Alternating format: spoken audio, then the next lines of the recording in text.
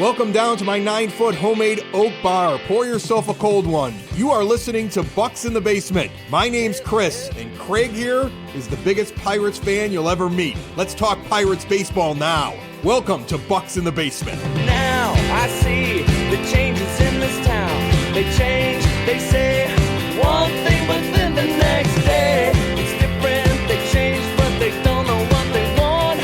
All they do is change. Going left, going right, travel day, travel night. That's where we'll go. No excuses, no goodbyes, no one cries, no more lies. We'll never know.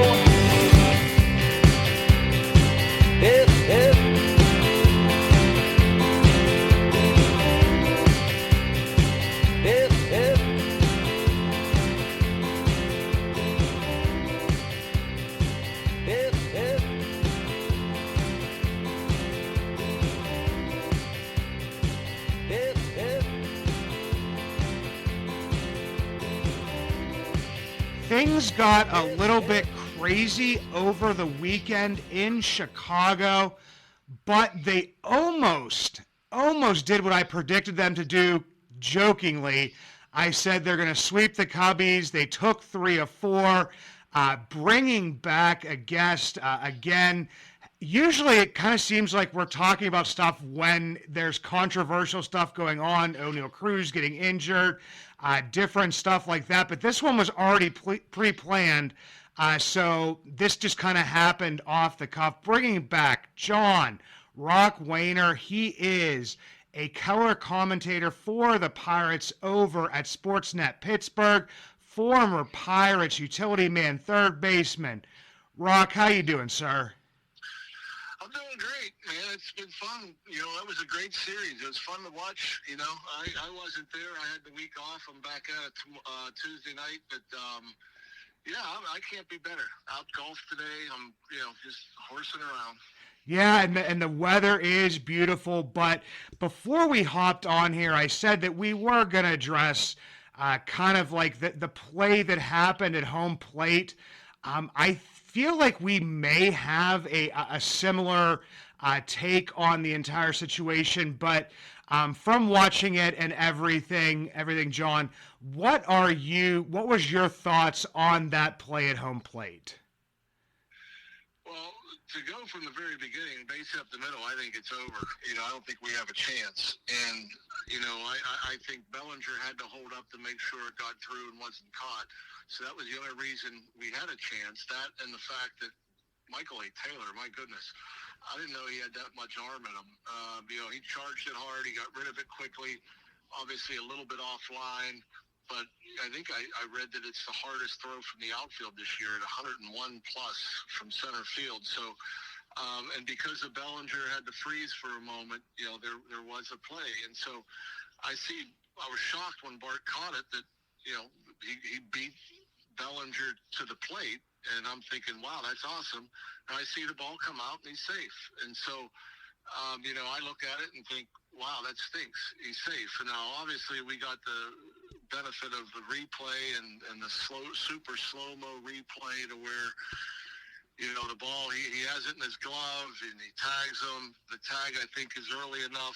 He's out. And then as he transfers it to his hand, obviously Bellinger, who's still in his slide, and I think unintentionally knocks the ball loose. I don't think there was intent there. And I've always felt that on those plays, whether it's at home plate or any other base, that you got to maintain possession through the play, through the slide.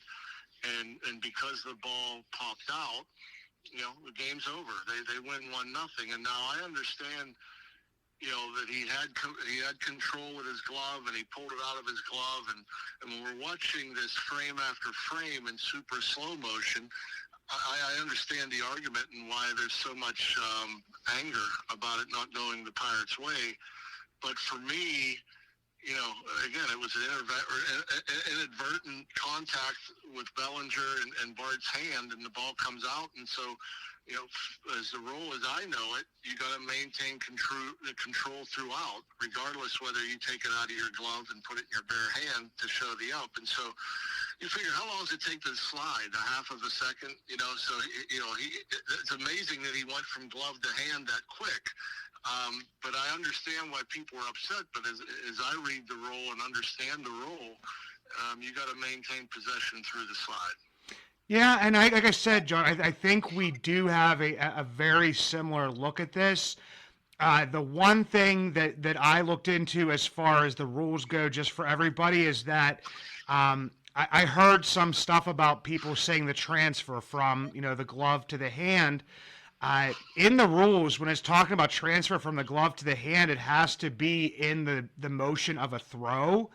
Obviously, Bart wasn't throwing the ball, and he was presenting it as he's been taught as a catcher to do. So the transfer really doesn't completely count. The other piece of that is the intent of Bellinger. That's something that somebody broke down for me, that's not even a reviewable play. Now, I could go into the fact that I believe that if you're going to review one thing, you should be able to review everything.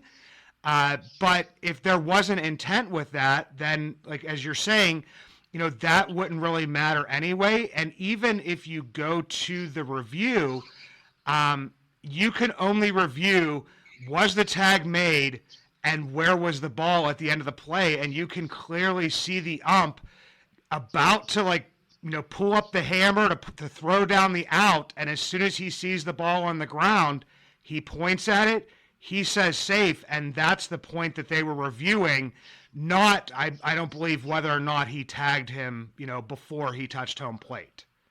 Right, and like you said, on that transfer, you see it most of the time at second base when, middle infielders turn a double play, and as he catches it and he transfers to his hand to throw to first, the ball pops out of the glove, and I think that rule's in place kind of for that reason, where the umpire makes a determination that it was a clean catch and he lost control. So, for instance, if that was a force out at home, let's just say the infield's in and the bases are loaded and there's a throw home and there's a force out at home, and Bart catches it, goes to throw, he gets slid into, or he, or even if he doesn't get slid into, and as he kind of goes to pull it out to throw it to first, he loses control of it. The out could still be made at home if they determine that he catches it and he loses the ball in the transfer. I mean, that's how that's the only time you see that rule. I don't know exactly how that's written, but that's the only time you're going to see that as far as the transfer from the glove to the arm, like you said, where you're trying to make a throw. And I understand Bart. I don't know how quickly, how he even got it out of his. I have no idea. If he had the ball in the glove as he was tagging and then brought the ball up to show it the umpire, that's kind of what I think he was doing. And I understand, again, why people would think that should have been ruled in the Pirates' favor. But in the same sense, everything happened so fast. Watching it live, it's a no-brainer, and the ball was dropped. But again, when you slow it down like you did, they have such good equipment nowadays to show this slow motion stuff, and I understand everybody's upset, but for me, as the rules written, that's the play has to stand. Yeah, and I mean, I spent a little bit of time on this just because I feel like I wanted to get my explanation out there as well and hear what you had to say. But moving on to some of the play on the field. One of the things I hear, at least from social media, it's being posted out there and different stuff, is that people are wanting to see, certain players promoted. We had Nick Gonzalez promoted. Nick was tearing it up down in AAA. In a very small sample size, has performed well up here, has hit a couple home runs, has a very solid OPS, up over 750. Is doing well, seems to be a little bit of a spark in the offense. People are calling for another promotion, and that one is for somebody who got a decent amount of plate appearances last year in G1 Bay. G1 Bay's stat line in AAA looks almost identical to what Nick Gonzalez's was in AAA. Both of them having an OPS over 1,000, 4 home runs for each of them in Indianapolis. But my question would be, if G1 Bay comes up, who does he replace? that's a great question. And the two guys right now that come to mind that they're being very patient with would be Jack Sawinski and Rowdy Tellez. Obviously, those two are the guys that have struggled the most and are middle of the lineup bats that you expect production from. You want balls hit out of the ballpark. You want guys, you want them to drive and runs. I don't think they're ready to replace Michael A. Taylor, although he's scuffled some at the plate. He's been really good in center field, and I think that's more of a reason why they got him, and he'll add some with the bat as well. And I can understand having a little bit of patience with him. The patience with Jack and Rowdy, I think that's where most fans are probably frustrated because of their struggles. Rowdy obviously isn't playing much, maybe 2 or 3 starts a week now. Connor Joe is kind of taking at bats over there at first base. And so, if you're going to bring up a guy like Ji-Hwan Bae, you gotta move on with Rowdy Tellez and or send Jack Sawinski back down to the minor leagues and try to have him figure it out down there. And so that's your only option. And so at that, because I don't see Ji-Hwan Bae getting any reps in the infield, not at this point. With the way Nick Gonzalez is swinging the bat, and with Ke'Bryan Hayes, I'm going to assume is going to be back within the next week or so. We might be able to bring him up here and give him some at bats until Ke'Bryan. But if Ke'Bryan's due back, let's say this homestand, I don't know if there's a lot of sense to that. But as long as Jack's here, he's going to get his at-bats in the outfield. Tellez is going to continue to get some at-bats over at first base. Those are the two areas right now where you look at, one corner spot in first base, against right-handed pitching. But Connor Joe is at the point now where, you maybe sit him once a week. He's going to be in there every day, at least until he cools off, if he cools off. I know at some point in time, if the struggles continue with the two left-handed power bats, that they're going to have to try to make some kind of change. This pitching has been so good, and the offense has shown signs. And I think that there are guys that have done some things like Jack and Rowdy that, suggest that, maybe you give them a little more time. We're more than quarter of the way through the year now to try to get them hot. But I think we're getting close to the point where, we're getting to a third of the way through the season. We need a presence in the middle lineup, and whether it's a Ji-Hwan Bae or you try to make a move to get a power bat in here somehow. Again, I think, I'm sure they feel the pressure and feel like they got to start doing something, those two in particular, but I just got to wonder how much patience you have with that. Yeah, because that's what I was just trying to work through in my head, John, was just pretty much because, Ji-Hwan Bae primarily plays center field.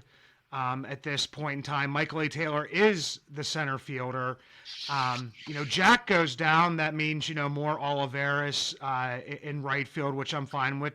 Joe can get, maybe a day in the outfield and a decent more at first base. And like you said, pretty much like Connor Joe has always, had better splits against, the left-handers.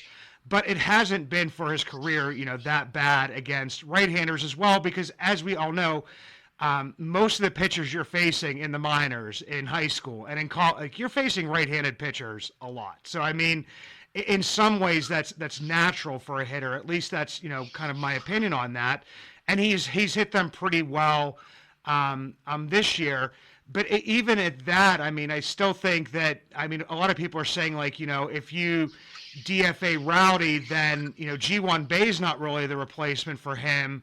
And it kind of crowds the outfield a little bit. So, like you said, a lot of people are calling for, go out and get a power bat or, maybe just call up Jake Lamb. What's your thoughts on, the Jake Lamb thing? Because that's out there as well. Well, I'm going to back up just a second because I want to talk about Nick Gonzalez. I forgot you brought up Nick Gonzalez, and this guy's got pedigree. This is a guy that's hit his entire life, and he's got a quick bat, and he's got power to the middle. And I think he may be here to stay unless he really starts to struggle, which I don't foresee. And he's the one guy out of all those guys that have played in the infield that hasn't really gotten an extended look at the big league level. You know, he was up last year, but not that many at-bats. And Olivares is another guy you just brought up, to where I think that he deserves to be in there every day against lefties and maybe against some righties. You know, when you go with the splits and Connor Joe, I look at that as he has to be in there every day against lefties. He has to be in there most of the time against righties because he's been your most consistent, most productive bat.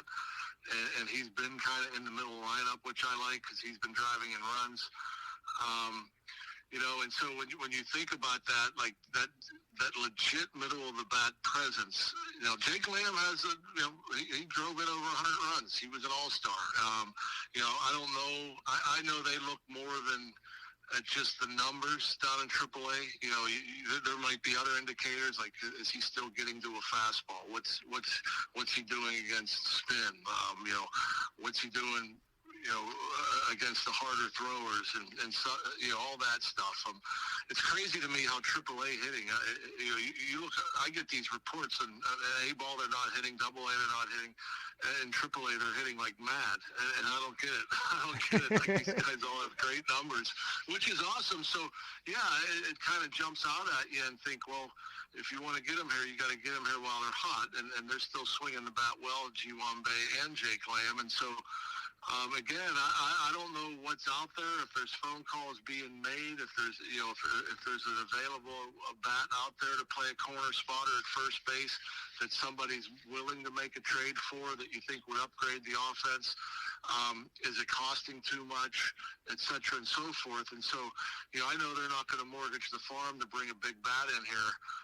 And so, you know, if you can't find something, you know, I go back to Derek Lee. I keep thinking of that trade of Derek Lee and how much he helped this offense. And I'm thinking if you could find a guy like Derek Lee or a guy like Aramis Ramirez or Marlon Byrd, we made some trades where, you know, these guys were kind of proven RBI guys. I know RBI stat a lot of times is kind of frowned upon for some reason. You know, when you're 1 for 17 with runners in scoring position, there's a reason why guys drive in 100 because they have an idea how to hit in those situations. And Jake Lamb, you know, it's been a few years, but he's proven that he's been able to handle those situations because it's, you know, it's a different animal than hitting with nobody on and 2 outs. And so, you know, if it gets to the point where they can't find a fit, they can't get a guy in here through trade, then again, you know, the patience is at some point is going to wear thin, and if he continues to hit the ball and drive in runs, maybe it is time to give him another opportunity at this level, just because you know that the pedigree's there, the experience is there, he's done it, and you won't feel bad. You'll feel pretty good about putting him into the heart of the lineup where you're going to get those opportunities to drive in runs. Yeah, and like I said, I don't know what, you know, the answer is at this point in time, but I wanted to mention, you talked about, you know, Michael A. Taylor. You know, Michael A. Taylor, obviously, I mean, has never really been known for the bat. He has, you know, flashed some power at times in his career. He's flashed a little bit of, like, average in his career, but never really, you know, everything together. But the one thing he does do, and I'm going to give credit to Jason Mackey at Jason Mackey PG, have had him on here before, but he kind of tweeted out earlier today that he has 8 defensive runs saved, which is first amongst you know, center fielders. He has a fielding run value of tied for first of 6. The fielding runs above average 5.2 is first, and I looked up that his outs above average, a StatCast metric, he has 5, which is tied for first. So I guess, like, for these players, and I would almost throw Jared Triolo into that mix as well, for these players that are providing good defense but not providing at the plate, I still think, I don't know, I still think there's some value to that because they're also helping out the pitchers who are pitching very well when, you know, they're not striking guys out. You know, and a play that's made in center field by Michael A. Taylor that looks like, you know, a very easy play actually isn't an easy play. He just takes such a good route to the ball. So I guess it would be, what do we do with when we have a bunch of these guys that are playing good defense but aren't hitting?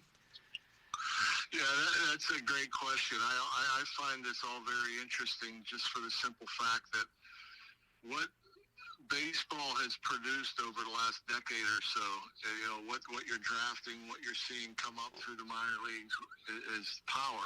Power has ruled the game for at least the last decade now, where it's okay to strike out 150 times or to strike out 200 times as long as you can hit a home run a week, and be somewhat productive and draw your walks. It doesn't matter if you're below average defensively. I look at, I guess Kyle Schwarber would be the best example of a guy that, they threw in the outfield for a while, not very good out there, strikes out a ton, gets his walks, but he hits 40 or 50 homers. That's kind of, the kind of baseball player we see more of now, and not so much the well-rounded guy, the guy that can play good defense, hit for average, run the bases, steal you a base.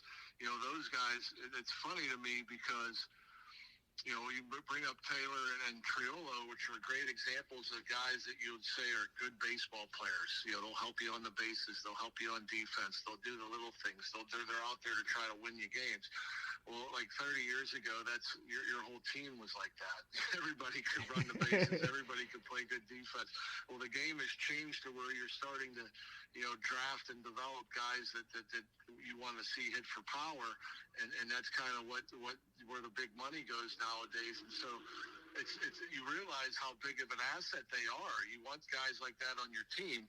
Here's what I'll say is, like, you can have one or two of those guys, and it's great to have that if you have 6-7 bats around them, or even 5 or 6 bats around them that can bop the ball and hit it out of the ballpark, where you don't need offense from those positions. Unfortunately, we have a handful of positions where we need more offense from, and so those guys aren't as valuable, because they're not producing at a league average, or they're not hitting the ball in the ballpark, or they're not doing enough offensively.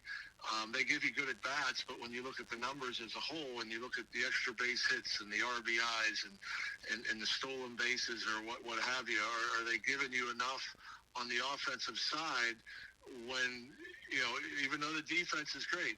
And that's where I say, like, if you bring in, like, if you have Bryce Harper and Kyle Schwarber and Alex Bohm in your lineup, you can have two guys that could just go out there and play defense and run the bases well and play the game.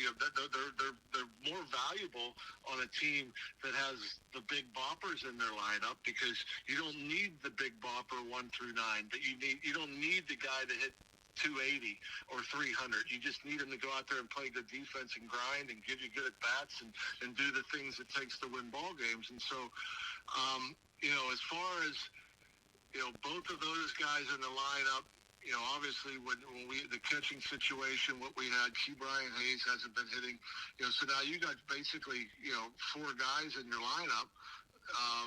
And sometimes 5 and 6 guys in your lineup that aren't doing a whole lot to where you can score enough runs.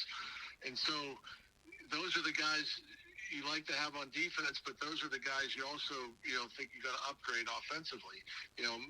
Maybe more so in Triolo's case, just because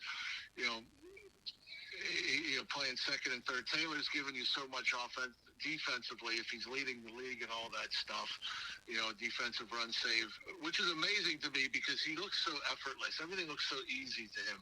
You don't see him making diving catches or running into walls or going over the wall to make plays, but he does it with such, with such ease. You appreciate it even more. And I'm not downgrading Triolo at all. I think he's a very nice ball player, but is he a nice enough ball player to help you enough on defense to have a sub-6 OPS? I mean, that to me, is that enough? And again, if I have big boppers around him, yeah, he's in my starting lineup. But if you can upgrade that position, and I think that's what we're going to see when P. Bryant comes off the DL and Gonzalez continues to hit, well, Triolo might still stay and still might get starts here and there, but there'll be 1 or 2 starts a week instead of 5 or 6 starts a week, and because you need Gonzalez's production, in the lineup every day.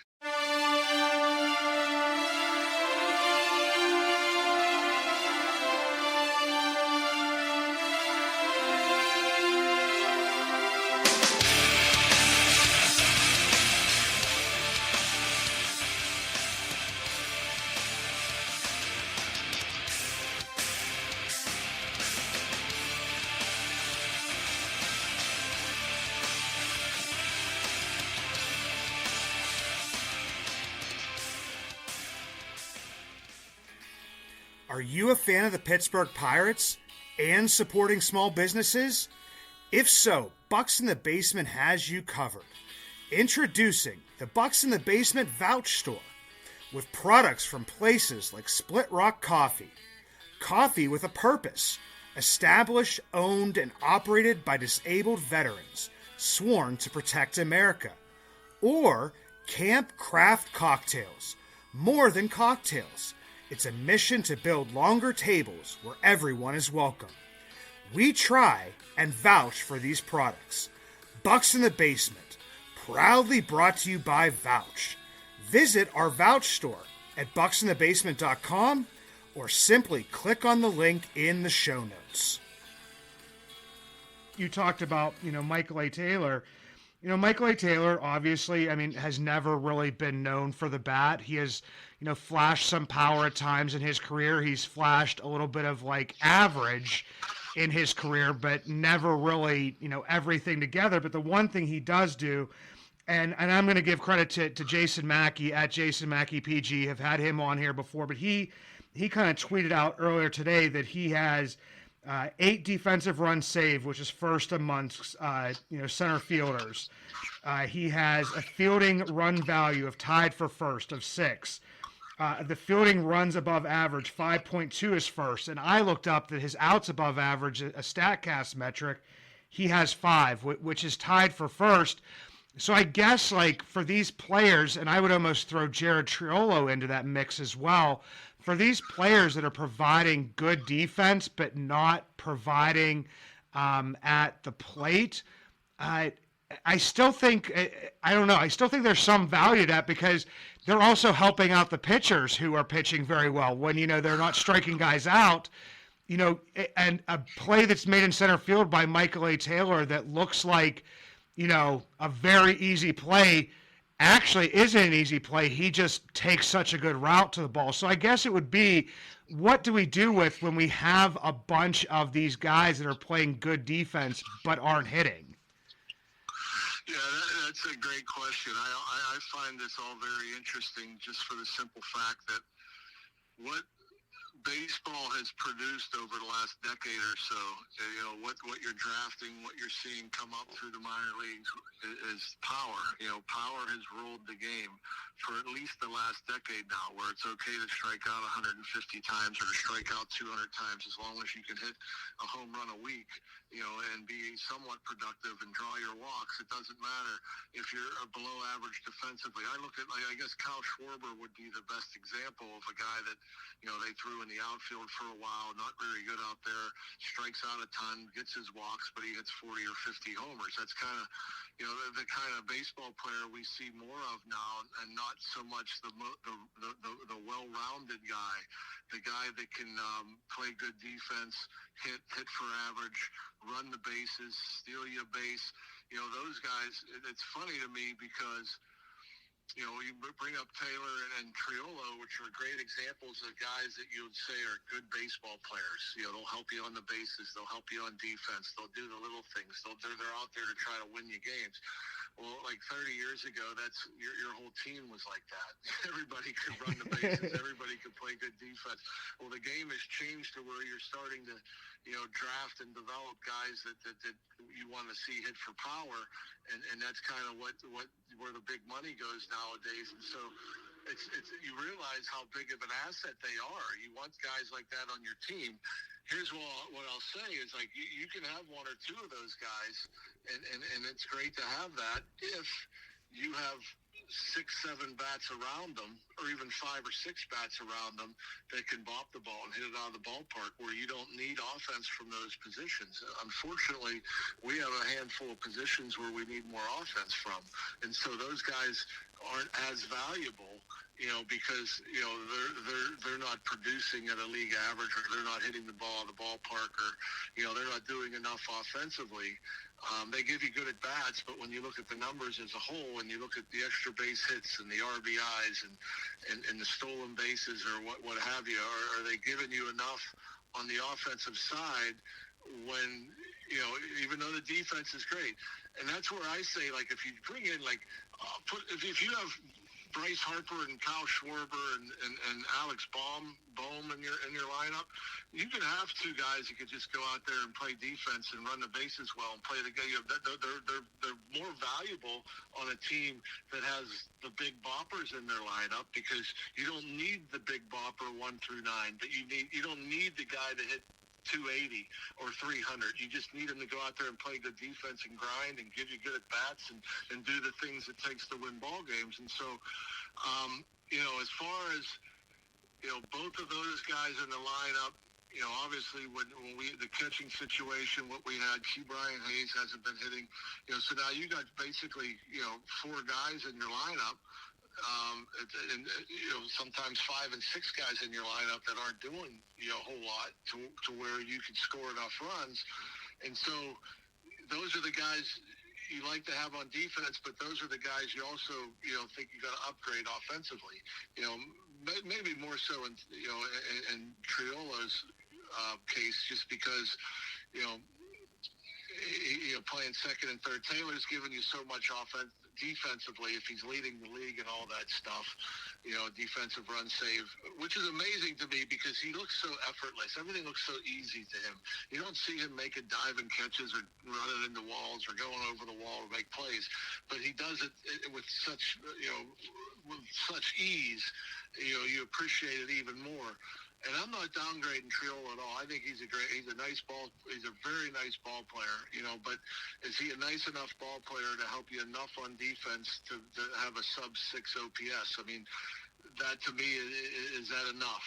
And again, if I have big boppers around him, yeah, he's in my starting lineup. But if you can upgrade that position, and I think that's what we're going to see when P. Bryant comes off the DL and Gonzalez continues to hit, well, Triolo might still stay and still might get starts here and there, but there'll be 1 or 2 starts a week instead of 5 or 6 starts a week, and because you need Gonzalez's production, in the lineup every day. Yeah, and I mean, we've talked about Gonzalez a couple times, but his coming up and hitting well so far has been a great thing, and especially hitting with runners in scoring position and different stuff.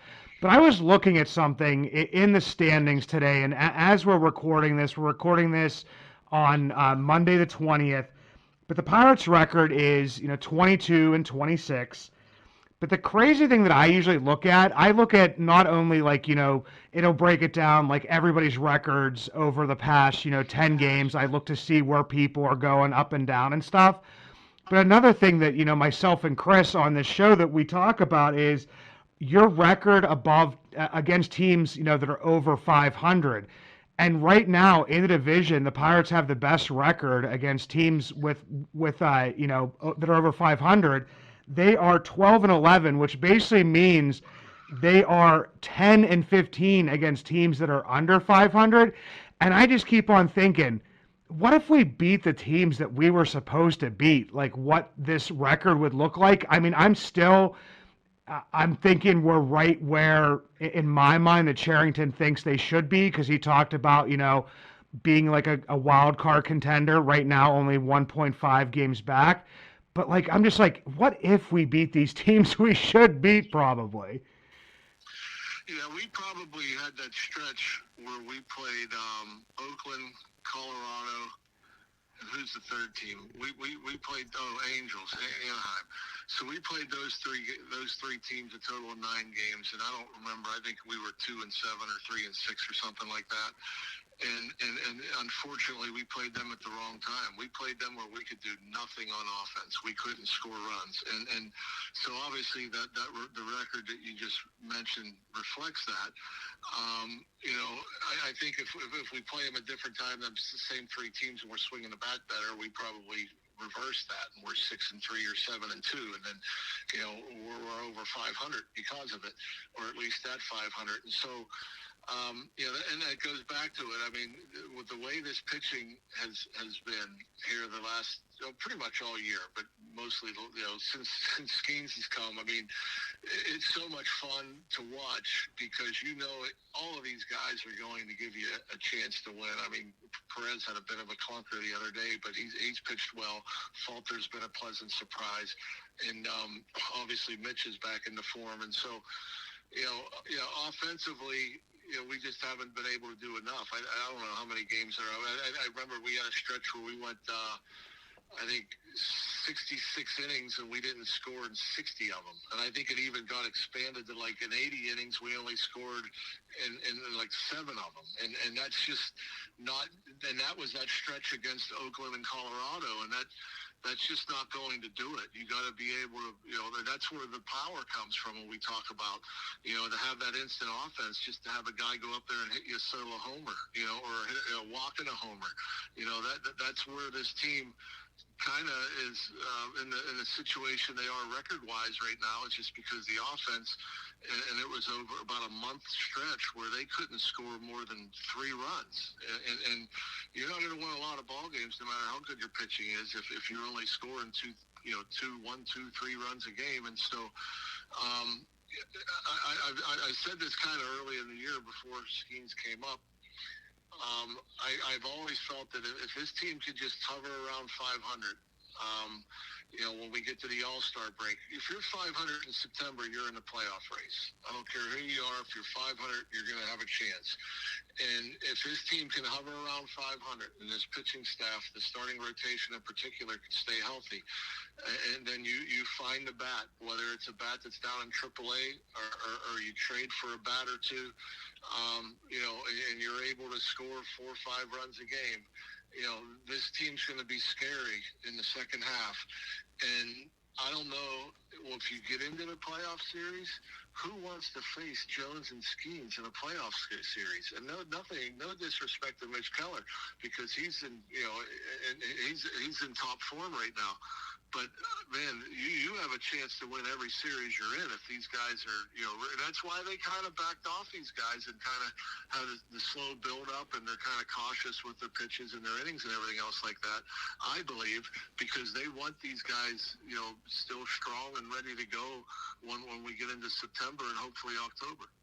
Yeah, and you mentioned like a great point there, and I've heard that said before, but also it's just like I look back to like Arizona last year, and they had, what was it? They had Fott, they had Merrill Kelly, and I don't know why the last guy's name slipped in my mind, but they just basically had 3 pitchers that people didn't want to face, and like obviously their offense was performing fairly well, but I mean we've seen it even just unfortunately in a 1-game series when you face an ace. But when you have like 3 guys that are performing, like how cool is that to have, Jones, Skenes, Keller, and Bailey Falter, and what he's doing, and the way that Oscar Marin has unlocked something in him, that it's just like everybody before the season was like, Bailey Falter might be a DFA candidate. And now it's just like Bailey Falter had, one of the best pitching performances of the season, so far for the Pirates. I mean, aside from, a lot of the strikeouts that were had, and of course, Mitch Keller's complete game. Yeah, you think about 2 starts for Falter. I think he's no-hitter through 6 if 2 pop-ups are caught. He had 2 outings like that, if I'm not mistaken. At least 5+ innings where he hasn't allowed a hit except for a pop-up that one was lost in the sun and the other it was more of a communication thing. And it's funny because watching him in spring training and the way he got hit in spring training, most of the damage came against his secondary stuff. And I look at hitters more than I watch pitchers when they're throwing. And I've just noticed hitters a lot of times don't get swings off when Bailey Falter throws his fastball. And so I think that's been really the thing that's been unlocked. I think he realizes how good his fastball is, and that it's not a pitch, even though it's only 91 or 92 or 93.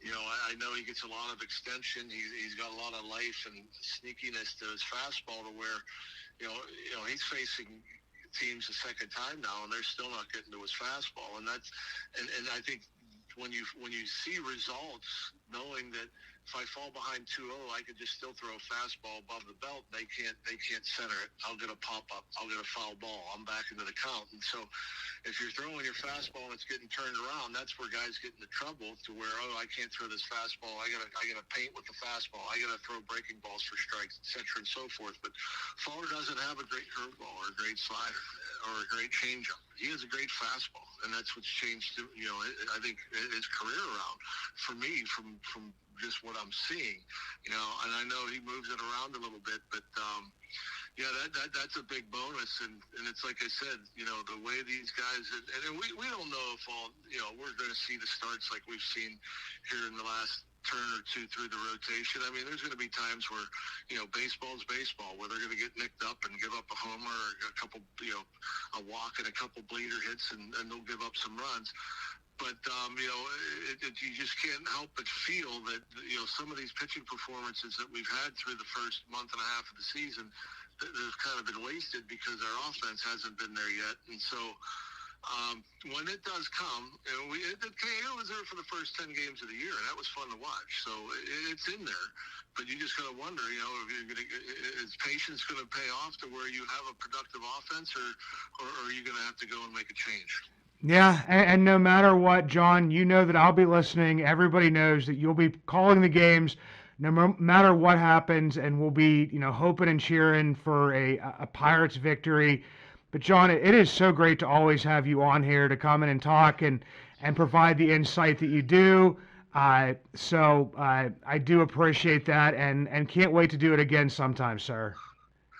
Yeah, anytime, Craig. I'm a little shocked that you didn't get into the Skenes or Jones thing, but we'll just keep watching those two, and I hope you have a big following, and I just hope your folks, when they're listening, I'm hoping these guys come out to the ball games to watch these two guys throw. I want you to come to the ball game all the time, but if I see like 15,000 again this year when Skenes or Jones pitch, I'm going to be upset. These guys need to be, they're must watch. I want to see a packed house. I want to see at least 30,000 there every time these guys throw, because it's something to behold. When I don't work, I don't always sit and watch all the games, or at least not every inning or every pitch. I can't miss these guys when they throw. It's electric. Hopefully that it'll continue and they'll stay healthy and everything else like that. But man, this is something that we haven't had in a very, very long time, and so that's why I keep harping on the offense. I don't want to waste it, but I'll come whenever you need me, Craig. You can give me a buzz, and obviously we could schedule and have a chat. Absolutely, sounds good, John. Definitely do appreciate it.